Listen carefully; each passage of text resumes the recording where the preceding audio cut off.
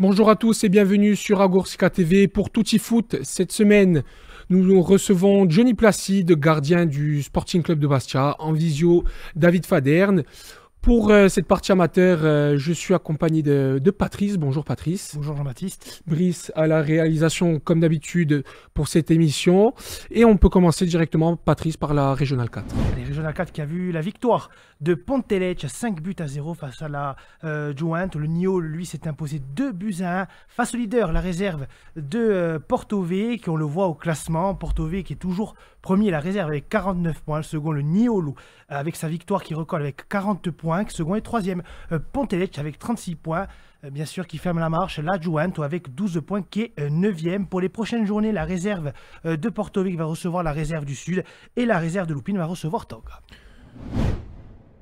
En Régional 3, il y avait des matchs pour la lutte au maintien entre Antizanti et Lumio. C'est Antizanti qui s'est imposé 4-1 face à la Squadra Lumiac. Bocconiano s'est imposé 7-1 face à la troisième équipe du Gaia Luciana. Et Calenzane poursuit sa superbe dynamique en s'imposant 8-0 pour le derby de la Balagne contre la réserve de Montigello Sant'Are Barada. Toujours au classement, Calenzane qui est leader avec 56 points. Deuxième, le CB avec 54 points. Et le trou énorme qu'il y a entre la seconde et la troisième place, qui est Bocconiano avec 36 points. Ça fait 18 points d'écart entre le troisième et le second. Suivi du Gaia Luciana, Lupin, ex-aequo 35 points. Et le Cap Corse qui est 6e avec 35 points. Pour les prochaines journées, AFA va recevoir le Sud et Lupin va recevoir la réserve de Montigello Sant'Are Barada et Calenzane sera exempt. Allez, Régional 2, la réserve du Gallia s'est imposée 5-2 face à la Costa Verde. Bonifacio lui a fait match nul, 1 but partout face à la réserve de la Balagne. On va le voir en image. La réserve de la Kazinka a fait match nul face à Carges, qui est second dans ce championnat. On le voit justement en image avec cette attaque de l'AS Kazinka. Il est vrai que cette équipe de la réserve de la Kazinka qui fait match nul face à un concurrent quand même à la montée. Ouais, c'est une belle performance quand même des hommes de Xavier Muller. Ils ont eu beaucoup de situations, les joueurs de la Kazinka, mais ils prennent bien les 2 points du match nul. C'est important pour la course au maintien. Et Cargese qui était sur une superbe dynamique dans cette Régionale 2, qui cale, mais qui est toujours seconde. On le voit même là, plusieurs situations de la Kazinka.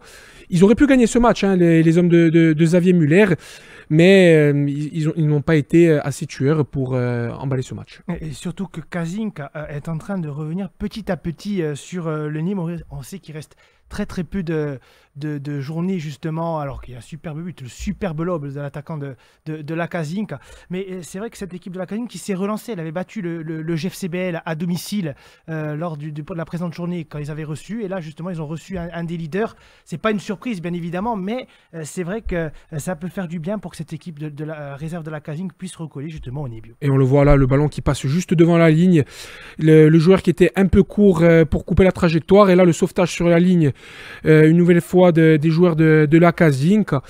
C'est la Kazinka qui a encore un coup à jouer. Il faudra voir avec les descentes de National 3 s'il y a 2 équipes ou 3 équipes qui descendent. Mais ils sont toujours dans le coup pour le maintien. Et comme tu l'as dit, le GFCBL qui est complètement décroché avec 20 points.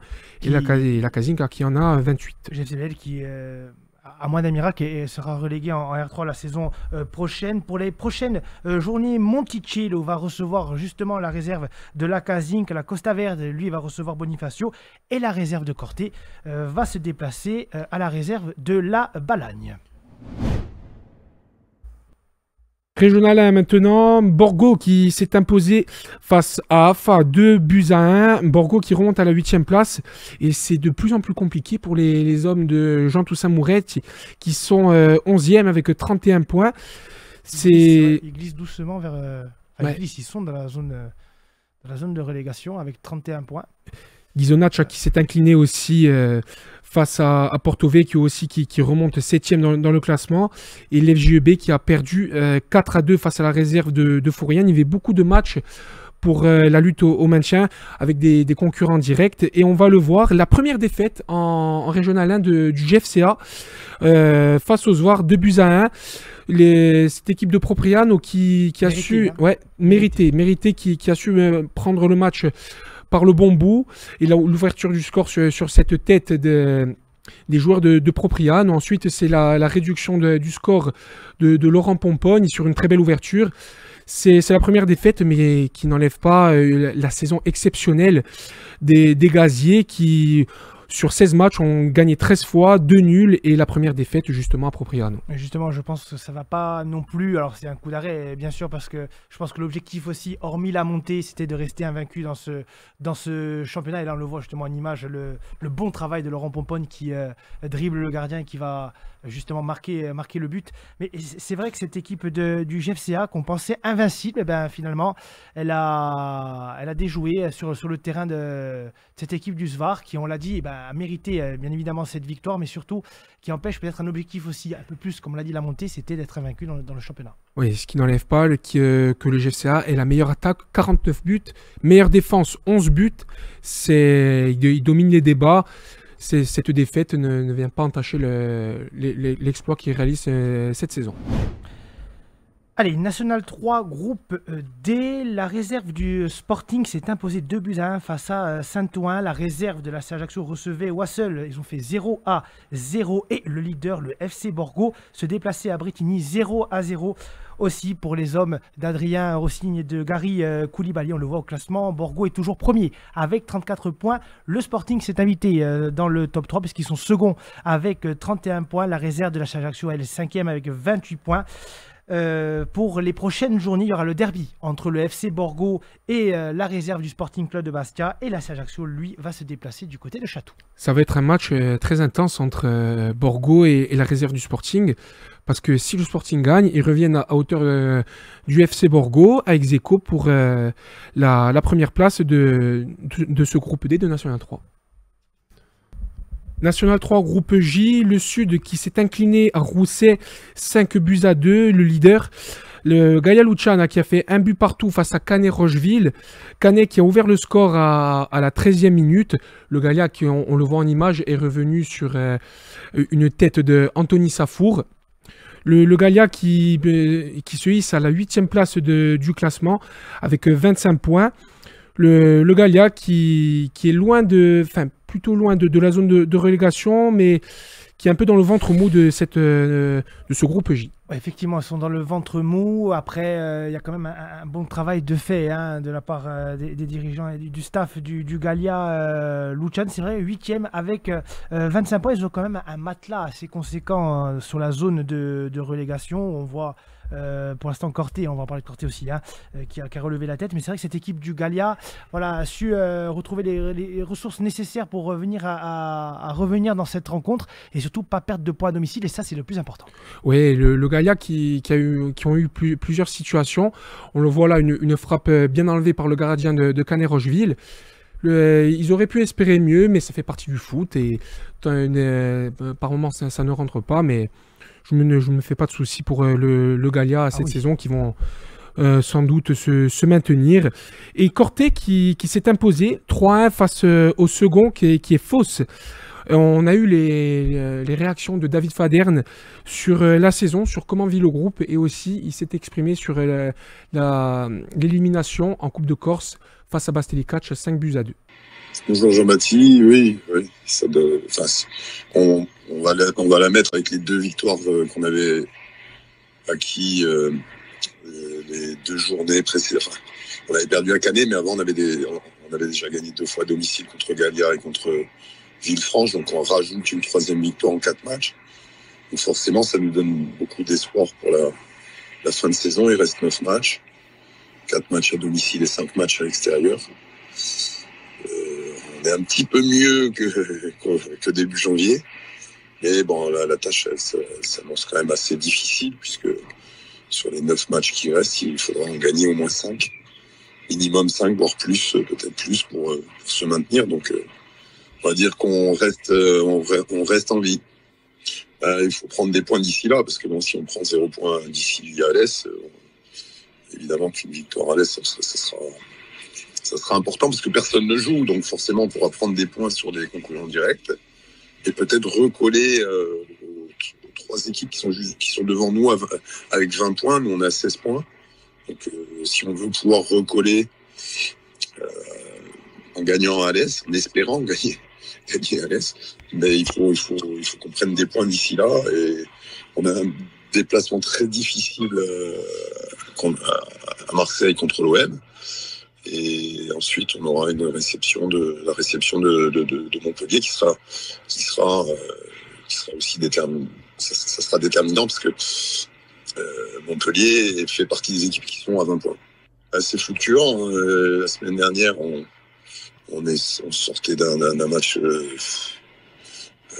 complètement manqué à Bastille-Catch, en Coupe de Corse. On a pris 5 contre une bonne R1, mais on doit, une N3, elle ne doit pas prendre 5 buts contre une R1. Donc là, évidemment, ça a été une semaine compliquée. Mais forcément que le fait de battre Fos, qui est second du championnat, ça va redonner de la confiance et on va certainement retrouver des sourires. On va retrouver des sourires à l'entraînement. Je pense que la semaine qu'on vient de passer, ça résume un petit peu notre saison. On est capable de battre le second et le battre avec la manière, puisque on gagne 3-1, on a mené 3-0, on a un wagon de situation pour mener 4-0. Et honnêtement, il n'y avait pas, en tout cas, dimanche, il n'y avait pas photo entre eux et nous. Alors que la semaine d'avant, il n'y avait pas photo entre Bastille-Catch et Lusque. Bastille-Catch avait été largement supérieur à nous. Donc ça résume un peu notre saison. Ce qu'on espère, c'est que sur la fin de saison, on soit plus régulier. Parce qu'il va falloir qu'on soit beaucoup plus régulier, beaucoup plus consistant, notamment à l'extérieur. Parce que on vient de gagner nos 3 derniers matchs à domicile. On n'a toujours pas gagné à l'extérieur. Je pense que on a pris un bon coup de pied aux fesses et ça nous a fait du bien parce que peut-être que si on avait gagné à Bastille-Catch, on n'aurait pas réagi comme on l'a fait cette semaine en entraînement et on n'aurait peut-être pas fait le match qu'on a fait contre Fos. Donc finalement, c'est un mal pour un bien. Et j'espère que ça le sera pour le reste de la saison. Voilà, c'était David Faderne, l'entraîneur de Lusque. Et je pense que pour les hommes de David Faderne, c'est mieux, comme il a dit, un mal pour un bien de s'être fait éliminer de la Coupe de Corse pour se consacrer pleinement au championnat et pour acquérir peut-être ce maintien. Alors 5, c'est le chiffre minimum de victoire que doit atteindre cette équipe de Corté pour espérer, pourquoi pas, se maintenir dans ce championnat. On le voit, le fossé qui est entre Montpellier, Corté, et lui qui donc, va se déplacer à la réserve de Marseille. Ils ont battu cette équipe de l'Olympique de Marseille au match aller. Les espoirs sont là. Corté s'est relancé. Alors, est-ce que Corté va tenir la cadence? On va voir ça dans les prochaines semaines. Allez, National 2, groupe C, Fourian-Yaglian s'est incliné à l'extérieur face à Agno, 1-0. Le FC Balagne, lui, a fait 0-0 face à Créteil. On le voit au niveau du classement. Le FC Balagne est 9e avec 28 points. Fourian-Yaglian est 13e avec 22 points. Pour les prochaines journées, le FC Balagne, lui, va rendre visite à Thionville. Le Fourian-Yaglian, lui, va recevoir Épinal. C'est toujours serré en bas de classement, on le voit, même si Fourian a un léger avantage sur Ouascal qui a 18 points. Il faudra prendre impérativement les points à domicile. Ils savent le faire, cette équipe de Fourian, parce qu'ils sont imposés face au leader juste avant, donc avant ce déplacement à Agno. Épinal, quand même une équipe qui est juste devant à 3 petits points de Fourian. Il faut impérativement que les hommes de Romain Patuel s'imposent pour pouvoir se donner un bol d'air dans ce fond de classement. Oui, en plus... Je pense que ce soit au FC Balagne ou à Fourian, les pénalités de points ont fait mal. Parce qu'au final, on regarde Fourian qui se rapproche du fond de classement. Comme tu l'as dit, il y a un petit matelas, certes, avec Ouascal de 4 points. Mais il faut faire attention dans la fin de championnat pour les hommes de Romain Paturel et ne pas se faire peur à quelques journées de la fin. Et juste pour revenir aussi, une petite loupe sur le FC Balagne. Ils ont fait une incroyable série en début de saison. Le FC Balagne, il marque un peu le coup, même si ils ont fait un bon match nul face à Créteil. 9e avec 28 points.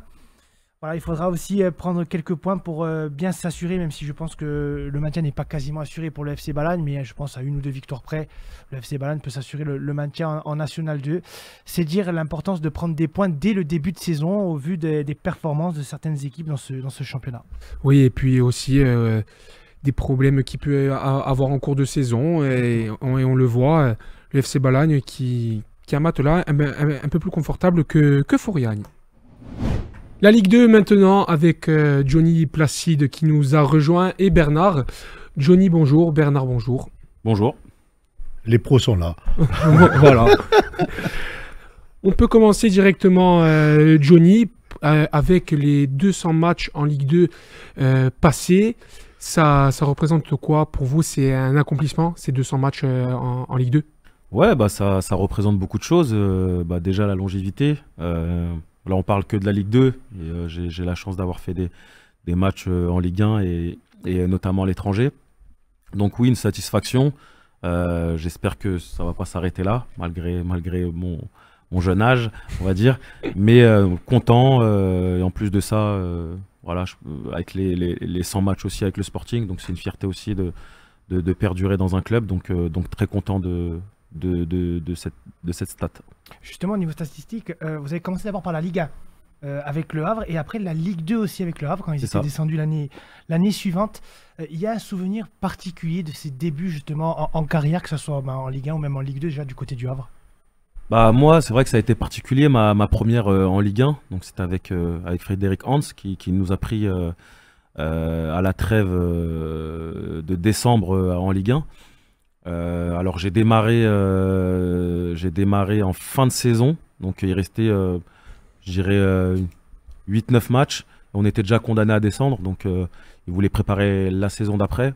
Donc à ce moment-là j'étais avec Christophe Roveau qui avait commencé la saison et je l'ai fini plus ou moins, je crois que j'avais enchaîné 4-5 matchs, donc voilà ma première en Ligue 1, c'était un souvenir super. Je crois que mon premier match, c'était contre Lorient, donc à l'époque de Veillura.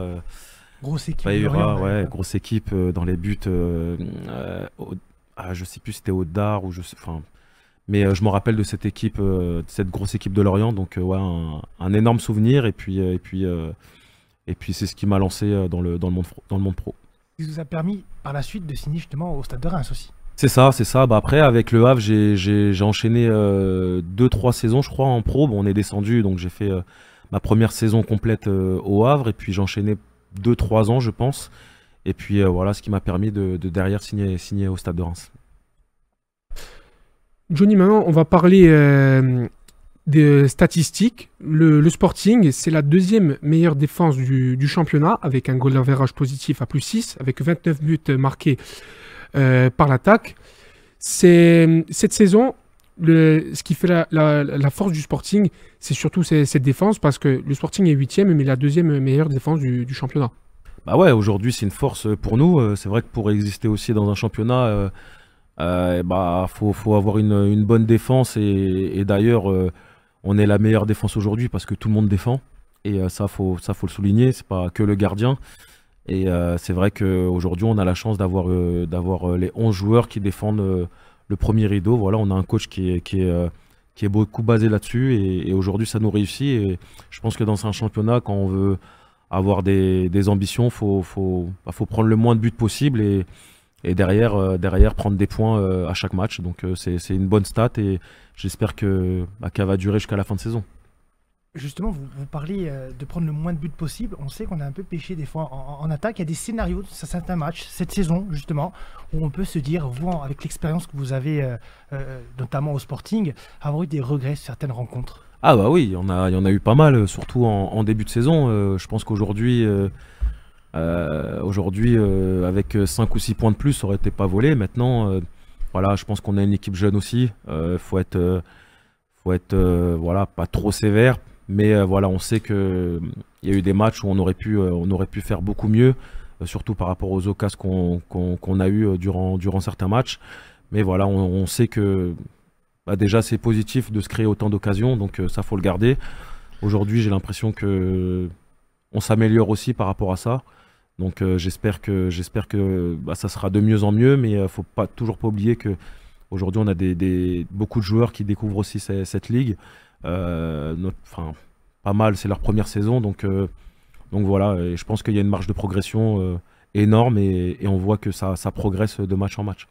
Allez, Johnny, toi là-dedans, dans ce groupe-là, tu es en gros le vieux briscard, je dirais. C'est pas péjoratif ce que je te dis, tu le sais très bien. C'est à toi un peu, tu fais partie de ceux qui insufflent une expérience, une habitude du football à travers tous ces jeunes qui, de plus en plus, progressent, nous amènent à avoir un groupe qui, j'espère, va compenser ce que tu disais à l'instant, cette efficacité qu'on en aimerait beaucoup plus importante. Bien sûr. Mais ce groupe est en devenir et j'en parlais avec un de tes partenaires. Je vais le dire en faisant une comparaison avec ce match de Coupe de France où Corté avait fait un super match contre Nice et que finalement, tellement leur parcours était tellement bien pendant cette rencontre qu'à la fin, on était déçus qu'ils perdent, même si l'issue paraissait logique. Bien sûr. Donc voilà, aujourd'hui, avec le Sporting, je sais pas, on a tous la sensation, et je pense que tout le monde, que on peut beaucoup mieux, mais pouvoir beaucoup mieux, ça veut dire aussi progresser, ça veut dire évidemment marquer des buts, puisque je parle souvent avec le coach, que ce soit en conversation, en relation presse. Bien sûr qu'il nous manque cette efficacité, mais le jour où on a cette efficacité, on change de suite. Mais malgré tout, pour dire que je ne dis pas que le côté négatif, il ne nous manque pas grand-chose pour qu'on soit dans les 5. Hein. Ah non, il ne nous manque pas grand-chose. Hein. Déjà, les premiers frustrés, c'est nous, parce que on sait qu'à chaque match, on peut... Enfin, je pense que tout le monde l'a vu, chaque match, on marche sur nos adversaires à domicile. À l'extérieur, on va dire, à part la première journée contre Metz, où ça a été compliqué, je pense que voilà, on a eu des occasions pour tuer les matchs. Et c'est vrai qu'aujourd'hui, voilà, il y a un peu de la frustration, et parce qu'on sait qu'en faisant mieux certaines choses, on aurait pu gagner 2-3 places. Maintenant, c'est l'histoire de notre saison, c'est comme ça, mais voilà, le plus important, c'est de savoir qu'on continue à avancer. Aujourd'hui, voilà, je pense qu'on a notre place parce que c'est comme ça et parce qu'il nous manque des choses. Mais voilà, il reste encore 7 ou 8 matchs, je crois. Oui. Donc voilà, pas lâcher, continuer à travailler comme on le fait. On a un groupe qui bosse super bien, on a un staff qui bosse super bien. Donc voilà, je pense que c'est une saison quand même qui est pas mal pour une première pour beaucoup de gens, beaucoup de joueurs surtout. Et voilà, il reste 7 matchs, donc c'est à nous de faire en sorte que la fin de saison soit passionnante. Justement, dans ces matchs qui restent, il y a un match qui arrive et on va parler de ce match, mais finalement, c'est la revanche. La revanche d'un match où on a fini à 10, où il y a eu des problèmes. On va aller voir cette équipe de Lorient, où on a fait un bon match, parce que faire match nul contre Lorient, qui est leader du championnat, qui était venu chez nous avec un coach dont on connaît toutes les capacités, la qualité, et on ne peut que le féliciter d'avoir mené son équipe juste là. Alors, comment on voit cette rencontre qui se dessine contre Lorient? Non, après, je pense pas qu'il faut le voir comme une revanche. Chaque match a son histoire. Je pense que c'est un super challenge pour nous d'aller chez le leader à l'extérieur. Je pense qu'on a des joueurs capables de répondre à ce genre de match. À nous de bien se préparer. On a déjà commencé d'ailleurs à se préparer pour ce match. On sait que ça va être compliqué, mais on sait aussi que ça va être compliqué pour eux aussi, parce qu'on a des qualités et ça, faut que voilà, le coach nous le dit souvent, il faut qu'on ait conscience aussi de nos qualités. Il faut qu'on se lâche peut-être un peu plus, mais voilà, moi je suis pas inquiet. Je pense qu'on va faire un gros match là-bas, et puis voilà, je pense que ça serait bien de revenir avec quelque chose pour la suite du championnat. Moi, je parlais de revanche plus dans le sens, on va repartir à égalité. C'est-à-dire 11 contre 11, c'est dans ce sens-là, parce que finalement on va faire match nul parce qu'on a fait une grande partie de la rencontre à 10. Bien sûr, oui, bah, c'est sûr que c'est vrai que pour avoir quelques images de ce match-là, c'est vrai qu'on a pris un rouge assez rapidement. Sur le rouge, il n'y a rien à dire. Il n'y a rien à dire. On a défendu pratiquement tout le match. On a eu des guerriers sur le terrain qui ont défendu bec et ongle jusqu'à la fin. Je trouve que c'était un super point face à ce genre d'équipe. Maintenant, comme vous l'avez dit, on va repartir à égalité ce week-end. Et puis ça sera une bonne confrontation face à une grosse équipe de ce championnat. Il a déjà parlé, le coach, sur cette rencontre. Qu'est-ce qu'il dit? Non, voilà, je pense que le coach se concentre beaucoup sur nous déjà, faire une bonne semaine. Voilà, après on analyse forcément l'adversaire, mais voilà, je pense qu'on va rentrer dans le vif du sujet plus jeudi et vendredi, là où voilà, c'était plus du foncier et du travail, mais je pense qu'on va rentrer dans le vif du sujet plus à partir de jeudi et vendredi. Oui. Et vous l'avez analysé, vous, dans votre effectif aussi, que le Sporting a toujours plus d'aisance, à l'aise en tout cas, face à des équipes de haut de tableau. On l'a vu justement aussi, même à l'extérieur, il y a beaucoup plus de facilité de jeu, de produit du jeu, face à des équipes de haut de tableau comme Lorient ou Metz ou même le Paris FC. Ouais, c'est pas faux. Après, je pense que ça, c'est aussi je pense que ça dépend aussi du jeu de l'adversaire. C'est vrai qu'une équipe comme Lorient, qui aime la possession, qui laisse un peu d'espace, c'est vrai que c'est peut-être, je dirais pas plus facile, mais c'est vrai que voilà, c'est peut-être plus facile de jouer comme ça, enfin, face à ce genre d'équipe plutôt qu'un bloc bas ou qu'un bloc serré. Donc forcément, on va dire qu'on a plus d'aisance par rapport aux joueurs qu'on a de jouer au football. Donc voilà, ça sera, je pense que ça sera une bonne confrontation, ça sera une bonne opposition. Je pense qu'il faudra être concentré sur chaque ballon ou sur chaque comment dire, consigne du coach qui nous a donné durant toute la semaine. Et puis voilà, si tout le monde est concentré, si tout le monde est appliqué, je pense qu'il y a moyen qu'on revienne avec quelque chose. Alors, cette équipe de Lorient a encaissé plus de buts que nous. 26, nous 23. Ouais. Mais par contre, ils en ont marqué 45 contre 29. Ah oui, c'est un rouleau compresseur. Hein. Lorient, voilà, ils ont des joueurs qui sont capables aujourd'hui de jouer en Ligue 1. On le sait. Et ça, voilà, je pense que pour nous et pour les joueurs, ça doit être un challenge excitant. Et voilà, aussi, on fait ce métier pour jouer ce genre de match. Moi, voilà, je vous cache, je pense que chaque joueur préfère jouer ce genre de match. Attention, hein, sans dénigrer qui que ce soit, mais c'est vrai qu'on fait ce sport pour jouer justement face aux meilleures équipes. Et ce week-end, ça va être le cas et ça va être à nous de voir la réponse par rapport à ce match. Mais moi, en tout cas, sur un plan personnel, je suis excité de jouer ce match. En plus de ça, Lorient, ils se sont inclinés face à un concurrent direct pour la 26e journée, le Paris FC, ils sont inclinés 3-2. Ils vont aborder ce match certainement avec plus de prise d'initiative. Ça va être un match, comme vous l'avez dit, Johnny, très intense. Et ils vont vouloir se relancer de suite après la défaite au Paris FC. Ah oui, c'est sûr. On sait que ça va être dur. On sait qu'on va falloir qu'on défende beaucoup.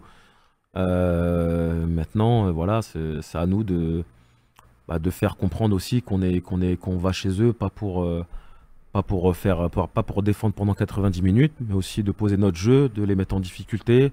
On a des joueurs talentueux aussi, nous aussi. Donc voilà, ça sera un rapport de force entre eux et nous. Mais on sait que voilà, chez eux, voilà, ils vont essayer de nous mettre la pression dès le début du match. Mais voilà, ça sera à nous d'être présents le jour J et j'espère que tout le monde sera dans le même état d'esprit. En cas de victoire à Lorient, hein, attention, en cas de résultat positif, Sporting assurait son maintien en Ligue 2, 40 points. On peut se permettre de rêver, pourquoi pas, à peut-être une place de barragiste. C'est anecdotique ce que je dis, bien évidemment. Sûr. Mais on voit Guingamp qui est 5e avec 42 points. Bien sûr. Un Sporting avec 37 points qui a déjà fait quand même un trou entre 3 qui est 10e et le Sporting qui est 8e. On peut se dire, allez, pourquoi pas chercher plus haut sur cette fin de saison. Après, je pense qu'on est tous des compétiteurs. On veut tous avoir une fin de saison palpitante parce que c'est ce qui fait que qu'on va à l'entraînement et qu'on soit excité par rapport à ça. Maintenant, voilà, nous, on veut se concentrer aussi match après match. On sait que ce match va être important pour nous. On connaît plus ou moins le classement. Maintenant, voilà, faut pas qu'on se mette une pression particulière, mais c'est vrai que c'est dans un coin de notre tête, on va pas se mentir. Aujourd'hui, moi, je préfère jouer là-haut plutôt que rester au milieu ou en bas. Donc, forcément, on a envie d'avoir une bonne fin de saison ça va commencer par ce match. Et puis après, on verra la suite. Mais c'est sûr que en battant Lorient là-bas, ça nous donnerait une option supplémentaire pour permettre pas de rêver, mais d'avoir une fin de saison plus excitante. Il y a peut-être un certain Doumé qui voit ce match avec une vision particulière, ou j'ai mal compris, non? Doumé, Oui. Agostini. Oui. Oui ou non? Non, Doumé, voilà, c'est... Non, c'est le coach qui l'a dit en Philippe. Il dit à Doumé. Ah, je sais pas. Alors, bon, qu'est-ce qu'il y a? Il y a une petite histoire qu'on connaît pas ou... Alors, je sais pas, là, vous me prenez un peu... Non, je sais pas s'il y a une histoire, après, bon, je sais que... Il paraît que Je Doumé... crois que c'est Dunkerque. C'est Dunkerque plutôt. Ah oui, mais c'est je pense plus que c'est c'est Dunkerque. Dunkerque. Je pense plus que c'est J'ai Dunkerque. sauté un match. Je pense plus que c'est Dunkerque, je pense qu'il C'est y a la eu prochaine peut-être rencontre à domicile. des petites altercations, je sais pas, Non, avec d'accord, le banc ouais. d'en C'est face. Dunkerque, Donc, pardon. ouais, je pense que c'est plus Dunkerque qui l'attend. Bon, après, voilà, Doumé... Bon, Doumé, de Il toute aime manière, bien. il est toujours passionné. Voilà, il est et toujours imprégné, passionné, impliqué comme toi, comme tout le groupe. il aime ce genre de match, donc je sais que qu'il sera présent pour tout le monde et on le connaît, donc voilà. Non, moi, je voudrais quand même... Allez, on va élargir, on va revenir au poste de Johnny. Johnny, le poste de gardien, tout le monde le sait, c'est un poste à responsabilité particulière. Il y a des moments où on est seul, il y a des moments où on est porté en triomphe, il y a des moments où on nous oublie un peu parce que Bien sûr. malheureusement ou heureusement, on est le dernier rempart. Et je voudrais faire un parallèle peut-être avec ce match d'hier soir dont on a parlé tous les deux tout à l'heure. Il y en a un jour, on est encensé, le lendemain, on est descendu en enfer. Là, c'est un peu l'inverse. Là, pour Donnarumma, qu'est-ce qu'on peut dire Ouais, bon, sur, après, sur ce boulot, bien sûr. sans parler de Donnarumma, bien évidemment. Après, moi, je me compare pas à Donnarumma, bien non, évidemment. sur ce boulot de gardien. Mais c'est sûr que le boulot le poste de gardien est très particulier et très, très difficile. C'est un poste à part, hein, tout le monde le sait. Voilà, un poste à responsabilité. Moi, c'est pour ça aujourd'hui que j'ai choisi ce poste. Moi, j'adore cette comment dire, avoir des responsabilités. J'aime ce risque. C'est un challenge permanent, gardien. Un challenge permanent, et comme vous l'avez dit, par rapport à Donnarumma, oui, voilà, on peut être encensé un week-end et l'autre week-end être au fond du trou, et là, c'est là où on voit la force de caractère d'un gardien quand il est capable de faire un match comme ça, alors que la semaine dernière, il était plus bactère. Donc voilà, j'aime ce challenge, moi, de me dire à chaque match, c'est moi qui défends ce but. Enfin, c'est l'équipe, bien sûr, mais moi, voilà, je défends mon but. C'est moi, voilà, c'est ma maison où il y a mes enfants, où il y a tout le monde. Donc c'est à moi de la défendre bec et ongle. Et puis voilà, j'essaye de faire le mieux possible. Alors je fais pas tout bien, mais en tout cas, je donne tout mon cœur pour essayer de faire au mieux mon boulot. Johnny, tu sais très bien que au-delà je dirais, du challenge sportif que tu relèves tous les matchs, tu as quand même une cote très positive auprès des supporters qui t'aiment, qui te supportent et qui, tout au long des matchs, te font part de leur soutien. Et je pense que tu leur rends bien aussi par tes prestations. Après, je vais rebondir sur ce que tu viens de dire. C'est vrai que les gens ne s'en rendent pas compte qu'aujourd'hui, si je suis bon, comme disent les gens, c'est aussi grâce à eux. Parce qu'à un moment donné, je sais aussi l'attachement que les gens ont pour moi. Donc forcément, c'est évident. Forcément, c'est plus facile pour moi d'être bon. Parce que forcément, quand on a la confiance d'un coach, d'un staff et d'un stade, on se sent très, très fort. Et je pense que c'est ça aussi qui me rend aujourd'hui performant. Voilà, je serai toujours reconnaissant par rapport à cet amour que me rendent les gens ici, que ça soit, je le sens de partout, hein, quand je vais faire mes courses, le marchand d'à côté. Quand tu vas voir ton gosse jouer au foot et que tu l'accompagnes. Voilà, exactement. Donc je l'ai jamais ressenti ailleurs. C'est vrai qu'ici c'est très particulier pour moi parce que les gens sont bienveillants avec moi et me le rendent, et me le font montrer chaque jour. Et c'est aujourd'hui, et c'est ce qui me rend meilleur, tout simplement. Oui, ça te rend meilleur, mais je dois dire, et moi j'aime peut-être insister sur l'aspect humain. Il y a le joueur de foot, mais il y a l'être humain. Les deux, quand ils vont bien, c'est mieux, bien sûr, puisqu'un joueur de foot, c'est pas moi qui l'invente. Ça se passe d'abord dans sa tête. Bien sûr. S'il a des capacités et qu'en plus il est bien dans sa tête, il va encore plus exploiter ses capacités. Bien sûr. Donc, je me permets de te dire que globalement, rares sont les joueurs. Il y en a, et il y en a d'autres, bien évidemment, qui sont comme ça avec les supporters, qui les voient volontiers, et qui ont un caractère, qui ont une mentalité, qui ont un relationnel. C'est un miroir, là, la vie, hein, et pas que la vie du footballeur. Après, je pense que j'ai trouvé le club qu'il me fallait. Je pense que... alors, je sais pas si le fait que je sois aussi du Nil soit aussi... voilà. Mais c'est vrai que la mentalité, elle me correspond, elle me ressemble. J'ai l'impression d'être là depuis très longtemps. Et que tu es chez toi. que je suis chez moi, tu peux exactement. Le dire, oui, le dire. Bien sûr. Et c'est vrai que mon caractère ou l'homme que je suis a pu déranger dans certains clubs.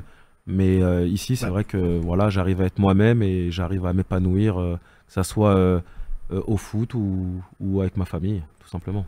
Les gardiens de but, on dit en général, les gardiens de but en vieillissant sont de plus en plus mûrs et sont meilleurs. Donc tu es finalement dans la règle du gardien de but. Ouais, c'est vrai, c'est vrai que avec l'âge, forcément, on connaît ses qualités, on connaît ses faiblesses, on connaît son corps aussi, et c'est vrai que c'est plus facile avec l'âge de gérer tout ça. Et aujourd'hui, voilà, à 37 ans, j'ai encore les jambes, j'ai encore la mentalité, j'ai encore l'envie aussi d'aller à l'entraînement et d'être compétiteur à l'entraînement. Donc voilà, tant que je serai passionné par ce sport et tant que j'irai à l'entraînement avec envie, ça continuera, hein, j'espère. C'est ce qu'on voit sur le terrain, on te remercie. Hein. Merci. Et c'est ce qu'on vous souhaite, Johnny. Merci d'avoir répondu à notre invitation pour l'émission Tutti Foot. Merci, c'est toujours un plaisir de venir ici, vous le savez, hein, vous êtes des gens que j'apprécie et bravo en tout cas par rapport à ce que vous faites, parce que je suis et je vous souhaite de bonne continuation, mais de toute façon on se voit tous les week-ends. Oui. C'est un plaisir partagé et merci, ça merci encore, Pas de Johnny. soucis. Merci à vous. encore de C'est venir gentil. et d'être. Et nous, on a le plaisir d'accueillir le Johnny, qui ne change pas et qui ne changera pas, j'espère. Il n'y a pas de raison. Pas de raison, non. À cet Allez. âge-là, ça peut être compliqué. Merci, Johnny. Merci à vous. On se retrouve la semaine prochaine pour un nouveau numéro de Tutti Foot.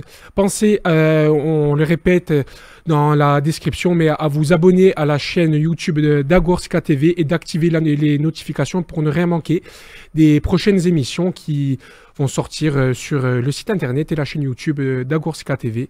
Après, je te remercie à tous. Merci. Merci.